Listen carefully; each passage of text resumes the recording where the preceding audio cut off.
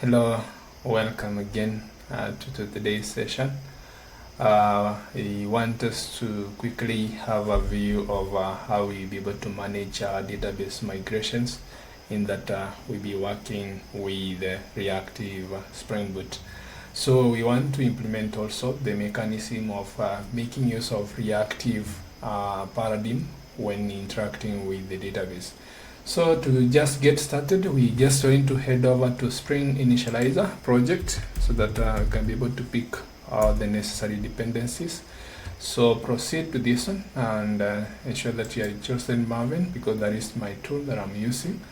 Then on the dependency section, I'm going to select a few dependencies to enable us to make use of the reactive components. So in this case, we are going to start with the reactive database connections, which is going to be R2DBC. So we search that, you'll be able to have R2DBC in place. Then the next thing that we need to do is going to be the driver that we'll be using to connect to the database. So it's going to be MySQL. And in this case, we are going to select MySQL. And lastly, we are going to select a few other additional dependencies to do with Lombok. So Lombok for modules, and then at the same time you're going to select Spring DevTools for automatic restart of the application. And then lastly, there is this other additional dependency which is supportive whenever we want to generate the metadata for code completion within the properties file or the YAML file. So the Spring configuration processor to be able to read some of the dependencies that you have added and try to give you suggestions whenever you are trying to add the properties within the YAML file or the properties file. So I'm going to select this one also. Then, not forgetting our last dependency, which is the Spring Reactive web application. So we are going to make use of web flags. So we need to select web flags.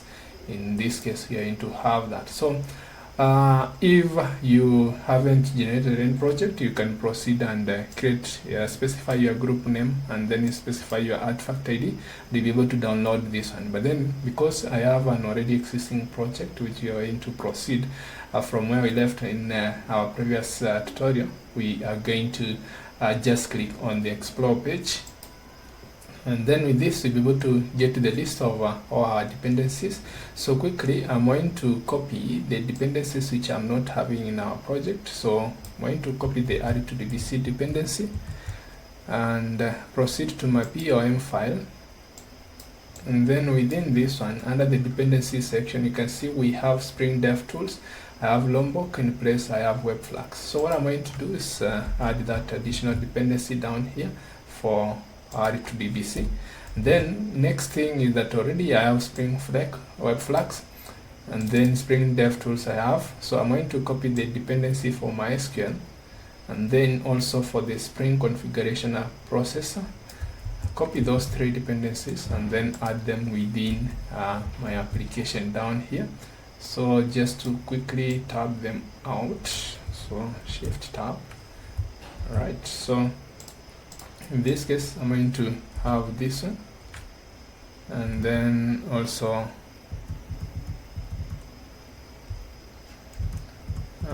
now this other one. So alright, so after adding the configuration last dependency here, I'm going to also add the other additional dependencies from the listing. So I'm going just to also include the Spring Boot starter test and then the project reactor test for writing unit tests. So I'm going to just add those at the end of this one. So just select them and add them there. So with this, you can see that we have our dependencies. We can just format them nicely that way, and then also format this one. So we have our dependency set, so automatically my Maven will be able to reload and try to synchronize and check all the available options for the Maven dependencies. So in this case, we have added the dependencies to do with reactive. But then one other thing that we need to do, we are going to manage our scripts in terms of the migration scripts, in terms of creating the database tables and interacting with the data DDL statements within the interaction with the database. So what I'm going to do quickly, I'm going to go again, close here, and then I'm going to add an added dependency, which is going to be Flyway. So Flyway is, as you can see, is a version control for your database so that you can migrate from any version, including an empty database, to the latest version of the schema. So we are going to make use of Flyway migration to manage our migration strategy of our scripts. So quickly click again on the explore page. So once you click on the explore page, you'll be able now to be presented with the additional dependency to do with Flyway, and these three added dependencies will be able to ensure that we are able to make use of the migrations. So these three dependencies are going to ensure that we have the actual dependencies for Flyway migration. So I'm going to copy those three dependencies and actually add them before the test dependencies here. So once we have added all our dependencies for the framework, and we have everything set, so what you're going to do is just format these few dependencies and tag them correctly so that they are readable in our way. Alright, so once that is done, what you're going to do next is going to be able now to start configuring our project to be able to make use of the reactive database. So as you can see at this point, we are done with adding dependencies. So the next thing that you're going to do, we don't have an entity at the moment, but then I want to just present to you a simple entity that you're going to illustrate using the migration. So I'm going to have this particular dependency or particular table. So let's just quickly show you. I want to show you a simple entity that you're going to look at, which is going to contain a few fields. So we're going to have a users table. So I'm going to call it tbl_users. And then our primary key is going to be the user_id. And then the second one, we're going to have first name as the column name. So my bad, yeah, first name. Then the second one, we're going to have a last name, and then lastly you're going to have the surname or username. So you're going to have this one as username. All right, so with this we be able to have our dependencies of the database. We have defined our structure of our database. So quickly, we are going to define this one now as a class within the database or within the models folder. But then before we do that, let's create this particular script which will be used to generate this database. So what you're going to do, we are within the src main and then resources folder, we are going to create subfolders within this resources folder, and then this one is going to be the database where we are going to store our scripts in that we want to version control our database. Alright, so let's start by creating those particular scripts. So the first thing that you're going to do within this particular folder, we are going to create a folder known as db, just for database. Then within it, we are going to create, basically because we are dealing with MySQL, I'm going to create another folder known as MySQL. And then within MySQL, I'm going to create another folder known as migrations. So I'm going to create all the migrations within this particular folder. So the first thing that you need to understand is that whenever we are using Flyway, we need to conform to a certain standard of defining or naming our scripts. So our naming of our scripts comes in a very unique way, so which I'm going to illustrate here. So the first thing that we usually do, you'd have something like this one. Let me just use this one to illustrate. So we'll be able to specify, if we are functioning, we'll be able to specify the version, and then followed by the version number. Immediately after the V, we'll be able to specify the version, which can be 1, can be 2, can be 3, all that way. Then after the version number, we are going to have a separator, which is going to be __. So we need to have 2 underscores for us to be able to achieve that, so that Flyway will be able to read these particular files in the chronological order using the version number. And then from here, what follows is going to be the description of or the operation that you are going to do, and then so we are going to have the description. And then at the end of it all, we need to have the extension of an SQL file, which is going to be .sql. So that is how you're going to define our versions of the various databases. So quickly, we can just have that. So I'm going to create our first version of this particular database by just clicking new file here. And I'm going to have v1, then underscore underscore create database. Let's say, because you're going to create a user table, tbl users. So I'm going to specify that one, and then followed by the .sql. And with this, we'll be able to have our script for our first migration.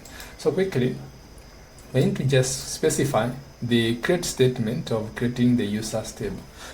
So in this case, I'm going to specify create table. So I'm going to make use of this create table if not exist, because our migrations will be rerun or try to rerun that. So we are going to create table if not exist, and then let's now specify the table name. The table name is going to be tbl underscore users. All right, then within these brackets we are going to specify the various columns for the database. So the first column that you are going to see from our draw IO here, you'll be able to see that we need the user ID, first name, last name, and the username. So quickly, we are going to specify those here. So it's going to be user underscore ID, and it's going to be of type integer. Then it's going to be not null, so we don't expect null values, and then we want it to be auto increment. Auto increment. So in this case, remember, auto increment for MySQL needs to be underscore auto increment. So that's the first column. Then the next column that we're going to define is going to be first name, first underscore name, and then it's going to be varchar, variable characters, varchar, and then with this we are going to specify how many characters do we expect.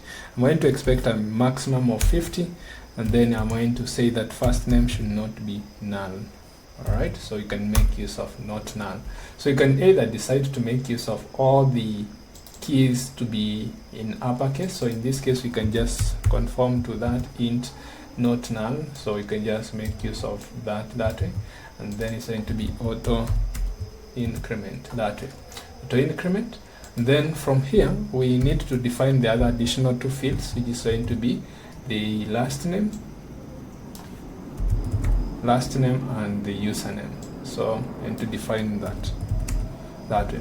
Now after defining all the required fields, then we need to specify what is going to be our primary key for this particular table. So we are just to specify down here primary key, then we are going to give the name, which is going to be the user ID. All right, so that is going to serve as our primary key, and our create statement is done. All right, so we have our table creation statement ready. Now the next thing that we need to do is configure Flyway and R2DBC configurations within Spring Boot, so that we can be able to have a way of connecting to the database and executing the particular scripts that we want to do execute. So what I'm going to do, instead of using the properties file, I usually love making use of YAML files to be able to create, basically because mostly we interact with the YAML file more than the properties file. So I'm going just to rename this file to .yaml. So we're going to have that one as .yaml. All right. Then within this one, I'm going to change this one and convert it. So let me just show you how you can convert your properties file into YAML file. So we are going to have Spring : 2 spaces and then application : 2 spaces and then name : and then now the value. Now the value is going to be simple Java Spring, and then remember we making use of reactive, so you're going to make use of simple Java string reactive. So I can remove these other properties. Now the next thing that we need to define is that we added this particular dependency to do with the Flyway migration, so we need to specify its configurations. So from the documentation page of Flyway, we need to specify the different configuration to do with Flyway. So what happens is that Flyway starts with spring.flyway. So we are going to make use of Spring and then Flyway. So you make use of Flyway. All right. Then within this, we are going just to define the other now keys. So we start with the first key, which is going to be where is our scripts for the migrations located. So we are going to locate within the class path and then DB, and then within DB MySQL and then migration. So we are going to specify this one as locations, then colon. Now we need to specify the class path. All right. So the class path, and then followed by colon, and then we are going to specify now the folder structure of the class path. So in this case, we are going to have DB, then slash MySQL slash migrations. All right. So that is where we are going to specify the path of our locations for the script. So automatically to be able to read these particular files from here, and then it to be able to start executing. Now the next thing that we are going to do is we are going to specify the URL to connect to the database. So we are going to specify the URL of our database. So we are going to create a new database for this particular scenario. So the database has to be JDBC oriented. So we need to specify JDBC. So I need to do a JDBC connection followed by colon MySQL to indicate the database that we are using, and then followed by colon, then double slash, and then the location of the current MySQL server. I'm going to make use of localhost. Then the port that I'm going to connect to is going to be 3306, followed by the database name. I'm going to call it Java Spring Reactive here. All right. Then the next thing that I'm going to do is going to be specifying now the username and password for the authentication. So if you're using username and the passwords, then what you're going to do is specify the username. So it's going to be for Flyway, we make use of user. Then I'm going to make use of my root user, and then password, I'm going to make use of generic. All right. Then there are a few other additional configurations that we need to make, but then this is enough. But then I want just to ensure that we have a smooth transition whenever we are doing these scripts. So we are going to introduce other additional configurations. One is going to be validate the schema on migrate. So we are going to do whenever we do the migration, then we are going to do validation. So we are going to specify this one to true, and then we are going to baseline our database from the current state. So we are going to say baseline -on migrate to be true, so that we start with the current version of the database and then validate all the migrations and then proceed running our current scripts on top of the current database. So that is what we are going to do, right? So that is what is being done here.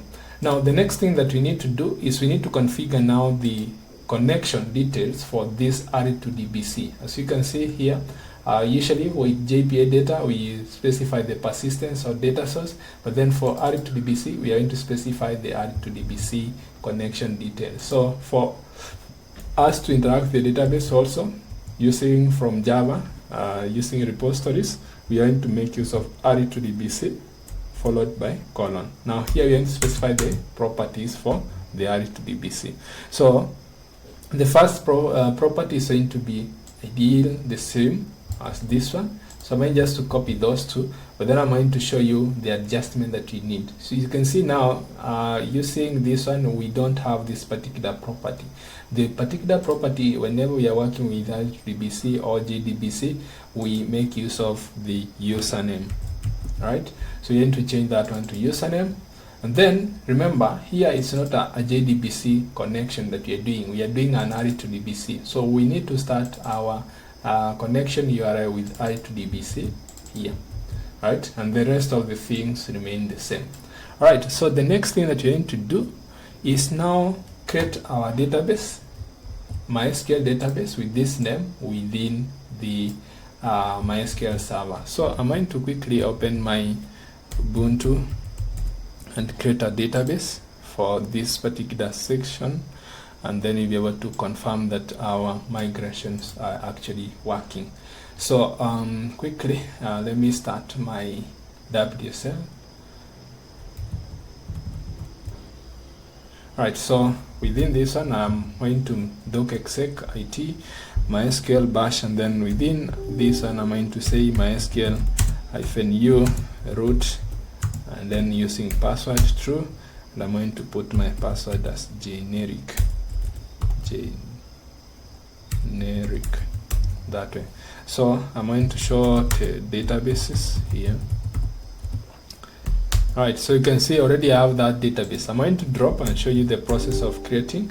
So I'm going to drop this database, so drop database, and then it's going to be Spring Reactive. Alright, I'm going to drop that database, and then from there I'm going to proceed and now create database with the same name. So I'm going to make use of create database. Now with MySQL we don't make use of hyphen, so I've translated this one to be underscore, so we need to rename our database value on the file, the configuration file, once more. So I'm going to create that.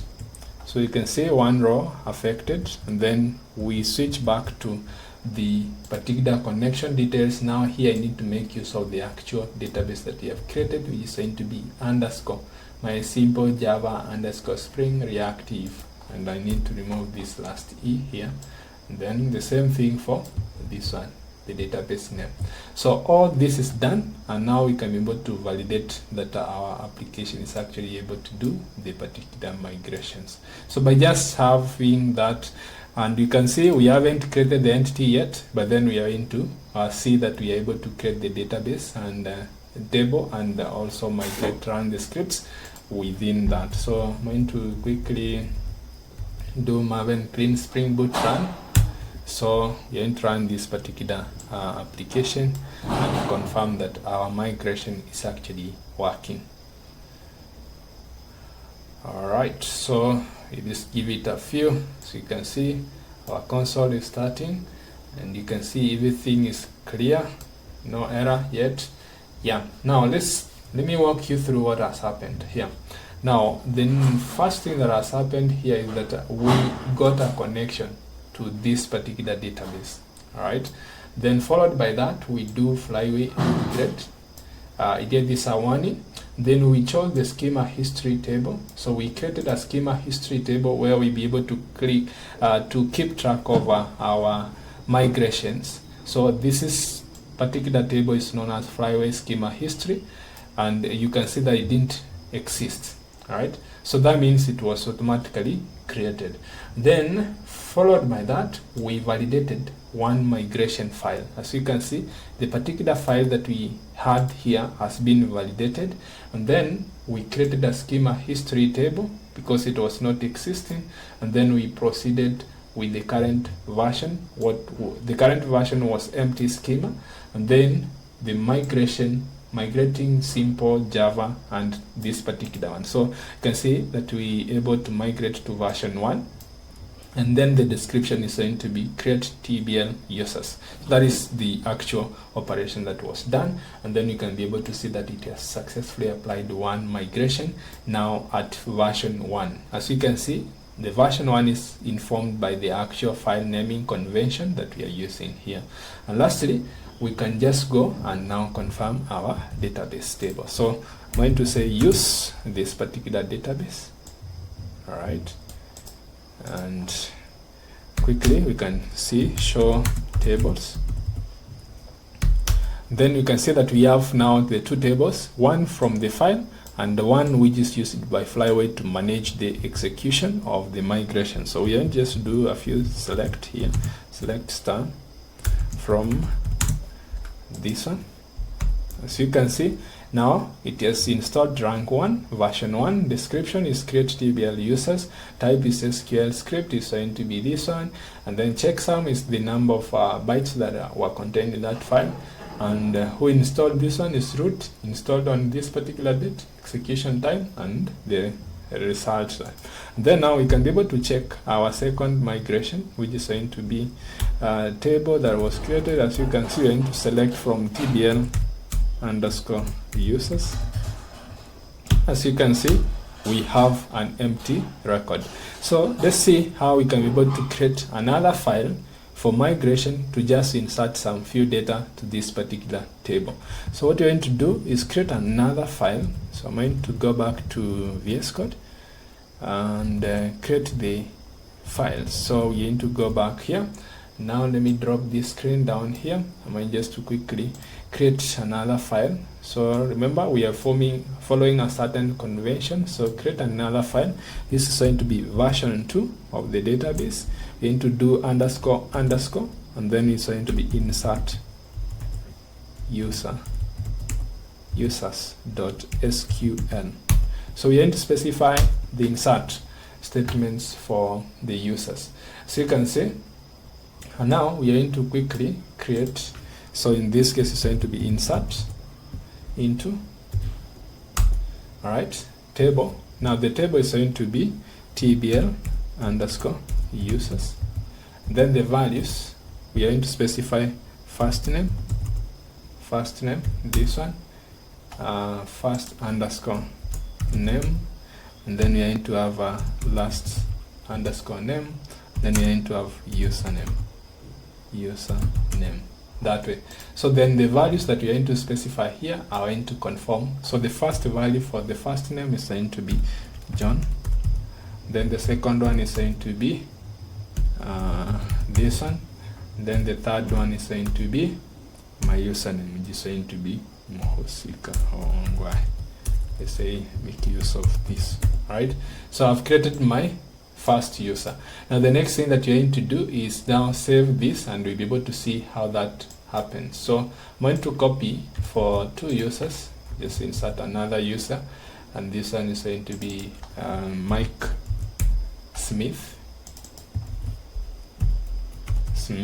Doe. Let me use that. So you can see that I have to insert statement, and then once I save, I want you to see what is going to happen here. As you can see, at the moment there is no item, so I'm going to save that. Alright, so once you save that, you'll be able to see something happens. So now initially, whenever I saved that file, you'll be able to get this particular errors whenever you introduce new data to your files. So whatever happened here is this.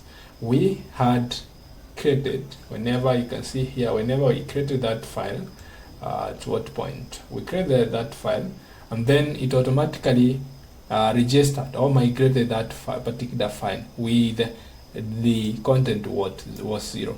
But then at the moment now you can see that the content is this one. So it's going to try to do that you either revert the changes to the migration or run repair to update the schema history. So what happened is that it already read this particular file and applied the migration. So what you need to do is we need to disable one of our dependencies from being in use, and that which automatically reloads the server and whenever we create a new file. So what you're going to do is go up here, and for now I'm going to remove this particular dependency, and for now, just to manage my files, or I can just quickly comment it so that I'm going to show how that one is actually able to repeat. So I'm going to close this one and stop it completely, and what I'm going to do is just quickly drop this database, drop it, and then recreate it. Alright, so I'm going to create the database once again. Alright, so quickly I'm going to run this particular Spring version. So remember to comment this particular DevTool dependency, because it does the automatic reload whenever a new file is created to your project. So it automatically reload that. So quickly, as you can see, username is not in field list, so we have an issue with our script. So what happened? within the insert users, you can see that we have username, and within the create table we had it underscore, so I need to have it as underscore. So quickly pick that and insert it here as user underscore name. That is what I created, my bad. So quickly we can just now revalidate. So I need to check whether drop the database first of all and then create it, that we'll be able to have a smooth transition. So next I'm going to rerun again.